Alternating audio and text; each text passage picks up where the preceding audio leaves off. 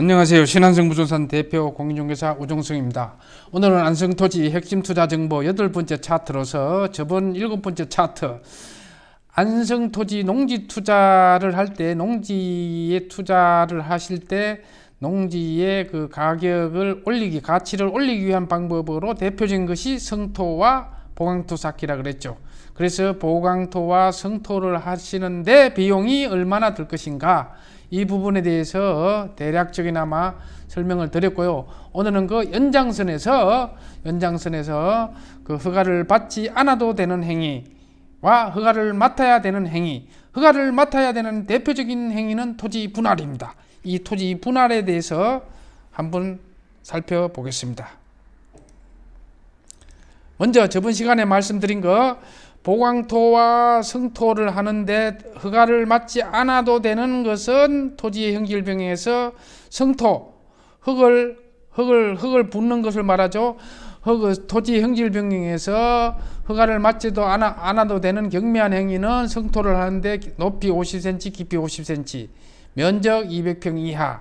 그러나 일반적으로요, 토지를 농지를 사셨을 때 그 성토가 50cm 같으면은 뭐 성토를 안 해도 될 수도 있는 경우죠. 보통 뭐 2m, 3m 깊어요. 집안이 낮거나. 그 다음에 면적도 농지가 평수가 500평, 1000평 크기 때문에 허가를 받지 않아도 되는 토지 형질 변경은 잘 해당되지 않을 것입니다. 법상은 50cm 이하, 면적 200평 이하는 성토, 절토, 정지, 땅을 편편하게 고르는 것 등은 그런 작업은 허가를 받지 않아도 되지만은 토지 분할은 정상적으로 허가를 맡아야 된다. 그 말씀을 드리고 싶습니다. 자, 그래서 토지의 분할, 개발 행위에 허가를 받는 대표적인 것이 토지의 분할이고, 토지의 형질 변경과 토지의 분할이 허가를 맡아야 되는데, 저번 시간에 이어서 조금 전에도 말씀드렸던 형질 변경을 하지 않는, 즉 지목 변경이 수반되지 않는, 즉 농지 전 답이 지목은 그대로 유지되면서 50cm 미만 200평 이하의 성토는 허가를 받지 않아도 되지만은 토지 형질 자체를 변경해 전 답에서 대지로 바꿔야 돼, 건축을 해야 돼, 이런 경우는 허가를 맡아야죠. 그 다음에 나 땅이 10,000평 있는데 5,000평 분할해서 사고 싶어, 허가를 맡아야죠. 이 부분에 대해서 살펴보겠습니다. 자, 그 토지 분할에 대해서는요, 국토계획 이용에 관한 법률뿐만 아니라 그 시행령에도 자세하게 나와 있습니다. 자, 그러면은 우리가 토지 분할을 하는 데 있어 가지고 실질적으로 이 땅은 제가 분할해서 매매를 한 대표적인 사례입니다. 토지의 분할. 이렇게 보면은 일반적으로 토지의 분할을 하면은 떠오르는 게 뭡니까? 기획부동산. 기획부동산은 어떻게 땅을 팔아요? 제가 그 집중적으로 한번 기획부동산에서도 작년 유튜브에서 다룬 적은 있습니다. 법적으로도 그렇고, 실제 토지는 분할하지 않으면서 가분할도, 임시가짜, 거짓가짜, 가분할도에 의해서 그림만 그려가지고 토지 분할하는 것이죠. 도로도 없고, 더더욱 오폐수관은 안 묻어주고, 도로도 없고, 여러 가지 그 토지 분할이 이 토지 대장도 생성되지 않고 토지 분할된 토지가 등기도 되지 않은, 글자 그대로 그림만 그려놓고 파는 것이 기획부동산이다. 일반적으로 말씀드리면 그렇습니다. 그러나 이 토지는 현장에서 분할하는 토지는 실제 분할을 하는데 그 차이가 뭐냐? 토지를 분할해서 토지 대장을 청량을 하고 토지 대장을 생성시켜주고 보존 등기를 하고 진입도로를 포장해주고 또 심지어는 기초토목, 오폐수관도 묻어줍니다. 그래서 이런 분할은 완벽한 토지 분할이라 하겠습니다. 자, 그러면은 토지의 분할 어떻게 하냐? 실무상으로는 상당히 좀 복잡하기도 합니다. 절차가 까다롭기도 하는데, 토지의 분할하는 것은 개인이 신청해서 할 수는 있지만은 전문 토목회사에 맡기는 것이 좋습니다. 자, 토지 분할 절차. 예를 들어서 나 어떤 좋은 땅이 있는데 돈이 부족해. 땅이 참 좋아요. 그래서 여기 절반만 사고 싶어요. 이게 전체 뭐 예를 들어서 1000평이라 그러면은 500평만 사고 싶습니다. 이렇게 분할할 때 그 절차를, 첫째는 이 땅을 사고 싶습니다 라고 할 때는 토지 매매 계약서를 써야 되겠죠. 매매 계약서를 쓰고 토지 분할 허가를 신청을 하는데 개발 허가 신청서를 쓰고 사업계획서를 갖다 붙이고 사업계획서가 뭐겠어요? 집을 짓겠다. 건축 행위 이전에 개발 행위가 들어가는 거죠. 사전 절차로. 그래서 사업계획서를 작성하고 분할 도면을 첨부하고 제일 중요한 원인 서류 매매 계약서가 들어가야죠. 그 다음에 청량을 신청하고 지적공사에 청량을 신청하면은 청량이 되는데 청량 신청하면요 금방 나오는 게 아니에요. 각 읍면 단위별로 그쪽 지역으로 청량을 일제히 실시할 때 청량을 하기도 하고 또 토지 분할이라든가 매매 분할이 빈번하게 이루어지는 곳은 특히 안성 같은 경우는 토지 매매가 빈번하기 때문에 청량하는데 2달 정도 걸립니다. 그래서 빠르면 뭐 1달도 나올 수 있지만은 그래서 청량을 실시하면은 청량 결과 성과도라 그래요. 이게 나오고 나서 토지 대장이 나오죠. 자, 이게 뭔 얘기냐 그러면 이 전체가 땅 계약할 때 100번이었어요. 100번이었는데 나 요 땅을 밑에 땅을 분할해서 사고 싶어. 그래서 분할 매매를 했어. 그래서 청량했더니 이거 500평 맞아. 그러면 여기에 지자체에서 토지대장에 100-1 이 100을 본번이라 그러고요. 부번 100-1번이 주어집니다. 그래서 토지대장이 생성됐죠. 새로운 족보가 생겼습니다. 족보가 생기면 뭐 하나요? 토지대장은 행정행위고 법상 효력을 주장하려면 등기가 돼야지. 이게 보전 등기가 돼 들어가야 되죠. 100-1 여기가 처음에 여기 이 땅이 전체가 홍길동이었으면은 요거 사는 사람 김갑순이야. 김갑순 앞으로 등기가 들어가려면은 김갑순으로 등기 들어가기 전에 앞전에 원주인의 앞으로 보존 등기가 된 다음에 매매가 되는 거예요. 그래서 토지대장이 생성되고 나서 지자체에서 법원에다가 등기 촉탁을 맡깁니다. 이 땅을 등기를 해주세요. 보존 등기 100-1 홍길동 당초 소유자.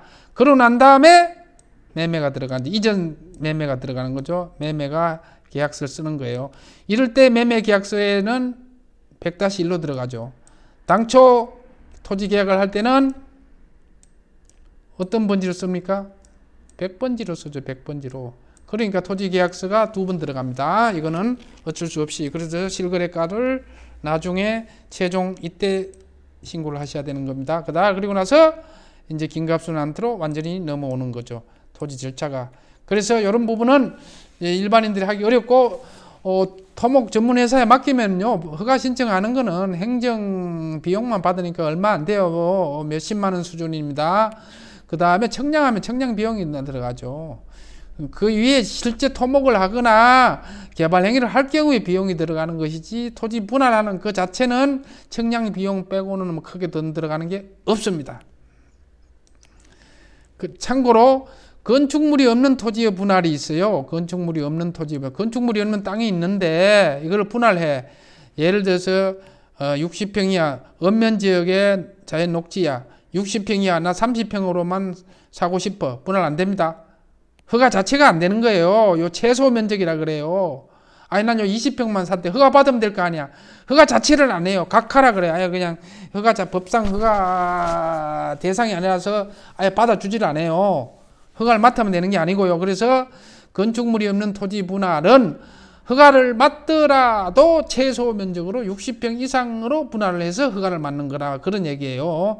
녹지 지역에 예를 들자면은 그 다음에 건축물이 있는 토지 분할도 마찬가지로 녹지 지역은 60평이고요. 이건 이제 공인중개사 공부하시는 분들은 더 잘 아실 거예요.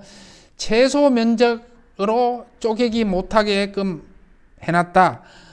최소 면적으로 하면 여러 가지 땅의 그 부작용도 있고 해서 최소 면적 이하로 허가를 맡더라도 허가를 받아주지도 않지만은 분할을 못한다 그런 얘기예요. 허가를 맡아면 되는 게 아니고 그래서 그거 참고하시고요. 자, 일반적으로 개발 행위를 할 때 그런 개발 행위라는 것이 뭡니까? 어떤 개발을 하는데 뭐를 하는데요? 나 여기에 공장을 짓고 싶어요. 창고를 짓고 싶어요. 집을 짓고 싶어요. 할 때 그 전제 조건으로 개발을 해야 될 거 아니에요. 땅을 다듬고 토목을 해야 될 거 아니에요. 이게 개발 행위입니다. 성토를 하고 보강블록을 쏟고 기초 토목을 하는 경우 이걸 개발 행위에. 이 개발 행위를 하면 농지 투자할 때 전답이 어떻게 바뀌어요? 나중에 건축을 하면 대지로 바뀌잖아요. 창고를 지으면 창고용지, 공장을 지으면 공장용지로 바뀌잖아요. 토지의 형질 변경을 하는 개발 행위의 허가 기준은 제가 오른쪽에 요약을 했습니다. 도시지역의 자연녹지지역은 3,000평까지 허가만 해줘요. 관리지역은 9,000평, 보전녹지는 1,500평. 그래서 일반적으로 보전녹지 같은 경우에 예를 들어 땅이 좋은 보전녹지가 있어요. 그런데 이게 총 3,000평이야. 그럼 1차로 요거 1,500평 개발 행위로 허가 맡아서 전원주택 짓고, 이렇게 짓고, 2차로 또 이렇게 짓고 그렇습니다. 참고하시고요. 꼭 개발업자만이 개발 행위를 하는 게 아니고 일반인도 얼마든지 개발하고 있습니다. 그러면은 이 면적이 초과되는 건 어떻게 하는데요? 어떻게 허가를 받는데요? 지구 단위 계획이나 개별 법률에서 예를 들면 산업단지 법률 뭐 이런 법률에 의해서 허가를 받습니다. 그래서 일반인들이 할 수 있는 것은 여기까지입니다. 녹지지형에 3,000평까지는 내가 개발 행위를 해서 땅을 토목공사를 해서 땅을 분할해서 팔아먹을 수 있다. 이 정도만 아셔도 상당한 전문가가 되겠습니다. 그래서 개발 행위를 할 때 이런 부분은 전부 다 개발 행위 자체는 전문 토목회사에서 대행을 맡기는 게 맞습니다. 신청서를 제출하고 지자체에서 기준을 검토하고 허가 처분, 불허가 처분, 뭐 의견 청취를 할 거 있으면 뭐 의견 청취를 하고 그 다음에 개발 행위, 토목을 하고 성토를 하고 보강블록을 쌓고 도로를 포장하고 오폐수관 흉관을 묻고 이런 개발 행위를 하고 그 다음에 준공을 맞는 거예요. 토목을. 개발 행위가 반드시 건축 행위의 전제가 되기도 하지만은 반드시 건축 행위만을 얘기하는 게 아니고 우리 그런 거 있잖아요. 토목공사에만 해놓은 거 도로 내놓고 오폐수관 묻어놓고 그 자체만 아직 건축을 안 했죠. 이것도 토목준공. 그걸 땅에 대한 것은 토목준공, 건축을 한 것은 건축준공. 그렇게 분류를 합니다. 그래서 여러분이 땅을 투자하시는데 어떤 거는 허가를 받고 어떤 건 허가를 안 받고 이런 부분도 특히 농지 투자하는데 실질적으로 농지 투자하시는데 전답이라든가 개발 행위를 안 받고 허가를 안 받고 성토나 보강블록을 쌓는 경우는 거의 없어요. 면적이 아까도 보셨지만 200평이야. 50cm 이하 성토, 50cm 같으면 성토 안 하고 말죠. 1m, 2m, 3m 막 이래요. 기반이 낮은 경우 그런 경우 허가를 받고 해야죠. 그래서 농지 투자하는데 이런 부분을 참고하셔가지고 효율적인 투자가 되기를 바라겠습니다. 이상으로 마치겠습니다. 감사합니다.